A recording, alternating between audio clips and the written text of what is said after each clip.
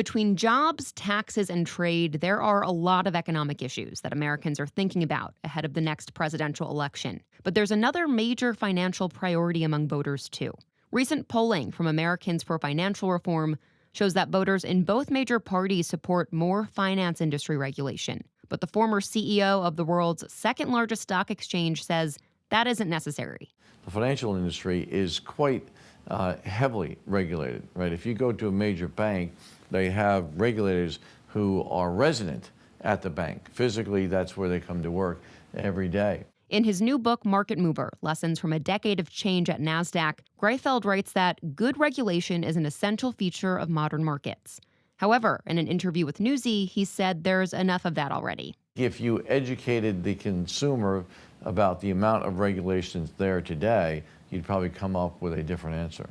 In the wake of the 2008 financial crisis, lawmakers responded by passing the Dodd-Frank bill, which created new industry regulations and established the Consumer Financial Protection Bureau. But a number of post-recession scandals, from the London whale at JP Morgan Chase to the fake accounts created by Wells Fargo, have left some consumer activists unconvinced that Wall Street has learned its lesson. And under the Trump administration, the future of the CFPB, which is explicitly tasked to take on these scandals, has been unclear.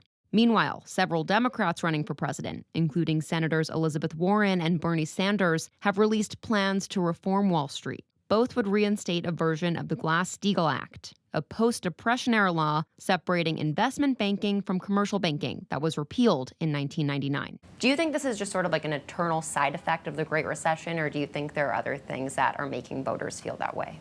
I think it's certainly a side effect of the recession, but I think that's a persistent concern, because one of the issues that Wall Street has, it's unknowable to the general public.